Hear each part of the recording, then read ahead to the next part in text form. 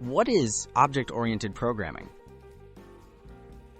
Object-oriented programming, or OOP, is a programming style that organizes code into objects.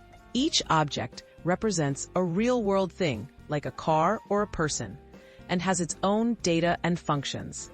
This makes code easier to understand, reuse, and maintain by mirroring how we think about everyday things and their behaviors. Encapsulation, your smartphone. Encapsulation means bundling data and code together while hiding details from the outside. Think of your smartphone. You interact with simple buttons and screens, but you don't need to know how everything works inside. The inner workings are protected, just like encapsulation hides the complexities of code, making it safer and easier to use. Inheritance, animal classification. Inheritance lets new objects reuse properties from existing ones. Imagine dog and cat, both types of animal. They inherit traits like needing food and being able to move. This means you can create new animal types easily with shared behaviors, while adding unique features only where needed.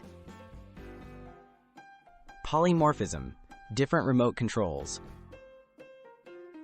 Polymorphism allows objects to be used in different ways while sharing a common interface. For instance, you can use a TV remote or an air conditioner remote. Both have a power button, but pressing it turns on different devices. This shows how one action can work for many kinds of objects. Abstraction, driving a car. Abstraction means focusing on essential features and hiding the rest. When you drive a car, you just use the steering wheel and pedals. You don't see all the mechanical details working underneath. In programming, abstraction allows you to interact with simple interfaces, while complex code runs behind the scenes. Why OP matters in software. This is object-oriented programming makes complex software projects more manageable.